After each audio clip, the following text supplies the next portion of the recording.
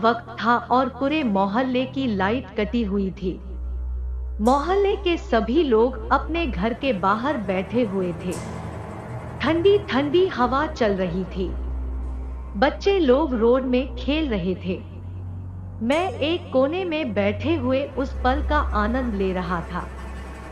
मैं बाहर काफी देर तक बैठा रहा पर लाइट आने का नाम ही नहीं ले रहा थी। मेरे आंखों में काफी नींद भी थी। मैं वहीं बैठे बैठे सो रहा था पर चाह के भी नहीं सोना चाहता था।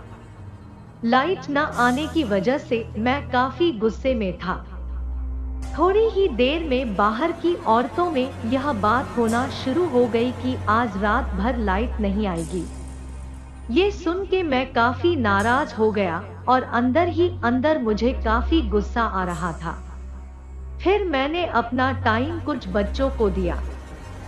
मैं उन सभी से यहाँ वहाँ की बातें करने लगा। फिर मुझे ध्यान आया कि चलो, वैसे भी लाइट आने वाली नहीं है तो क्यों ना इन बच्चों से कुछ डरावनी कहानियां सुनी जाए। ऐसे वक्त में जब लाइट ना हो तब तो इस तरह की कहानियों को सुनने का अलग ही मजा आता है। यह सोच के मैं उन बच्चों को अपने साथ घटी कुछ भूतिया या डरावनी कहानी सुनाने को बोला और सभी बच्चे अपनी अपनी कहानियां सुनाने लगे। उन सब की कहानियों को सुनने के बाद मुझे खुद ही अपना सर पीटने का मन करने लगा, क्योंकि उन सभी बच्चों में किसी की भी कहानी सही नहीं थी। मुझे सुनने भर से ही पता लग गया कि यह सब फेक कहानी बता रहे हैं। मैं उन बच्चों की भीड़ से निकलकर फिर एक साइड अकेले बैठे बैठे बोर होने लगा। तब रात के 10 बजे के आसपास का टाइम था। मेरे मोबाइल का डाटा भी खत्म हो गया था, इसलिए मैं YouTube तो नहीं देख सकता था पर एक काम जरूर कर सकता था और वह था गूगल में कुछ सर्च करके देखना या कुछ पढ़ना। इसलिए मैंने गूगल में भूतिया कहानियों को सर्च करके पढ़ने लगा। कहानियों को मैं एक कोने में अकेले बैठे हुए पढ़ रहा था।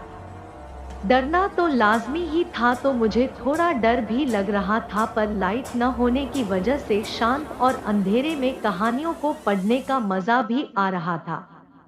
मैं काजल की कहानी पढ़ने लगा।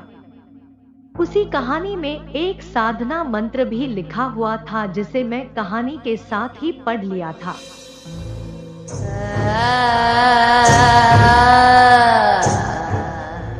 फिर नीचे यह भी लिखा हुआ था कि अगर आप इस मंत्र का जाप करते हैं तो यह आपकी रिस्क है।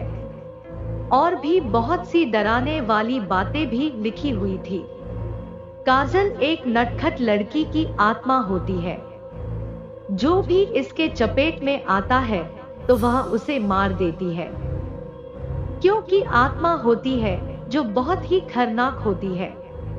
और यह भी लिखा हुआ था कि काजल, जिसे आमतौर पर लोग मशान कहते हैं, उस मंत्र को पढ़ने के बाद से ही मेरा बदन ठंडा पड़ने और ऐसा लग रहा था कि मेरे आसपास की सभी चीजें घूम रही हो।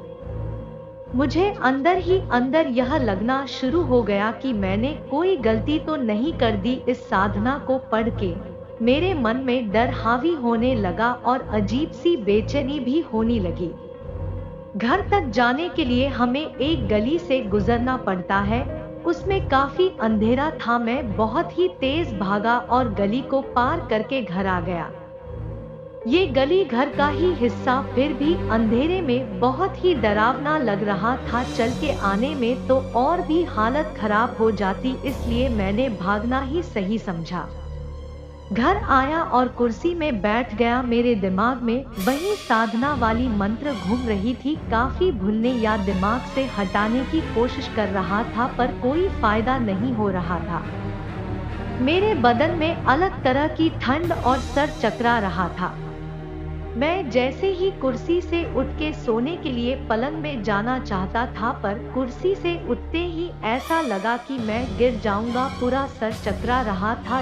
रात भर नींद नहीं आई। मैं कब सोया मुझे तो पता नहीं। अंधेरा रोड है और मैं वहां से अकेले चला जा रहा था।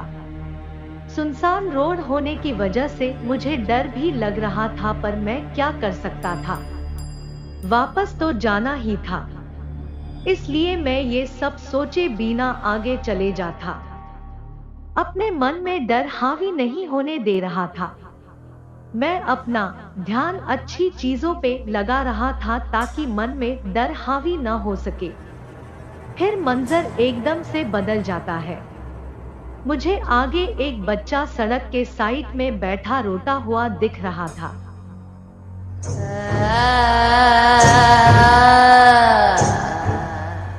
मैं उसके तरफ बढ़ा और पूछने लगा कि बाबू, आप कहाँ रहते हो और यहाँ किसने आपको छोड़ दिया? वह कोई जवाब नहीं दिया। इसलिए मैंने उसका घर पूछा के कहा है। वो कुछ बोला नहीं, पर उंगली से इशारा किया। मैं उसे अपने साथ लेकर आगे बढ़ते जा रहा था। मैं उसे लेकर काफी आगे तक चला गया था। फिर मुझे धीरे धीरे महसूस होने लगा कि वह भारी होता जा रहा है। मेरी नजर जब उस पर पड़ी तो उसकी आंख एकदम लाल और उसकी हाइट भी काफी बढ़ी गई थी। मैं एकदम डर गया। मेरा दिमाग काम करना बंद कर दिया था। अचानक मेरे सामने काजल का मान आ गया और मैं वहीं गिर पड़ा। मैं चिल्लाना चाहता था पर मुंह से आवाज ही नहीं निकल रही थी। वर्टिकल बार, फिर एक जोर की चीख के साथ मेरी नींद खुली तो मुझे पता चला कि यह सपना था। घर के सभी लोग मेरी चीख की वजह से जाग चुके थे। मैंने सबको इस बारे में बताया जो मैंने सपना में देखा। उसके बाद मैंने फिर रात में कभी भूतिया कहानी पढ़ने की कोशिश नहीं की।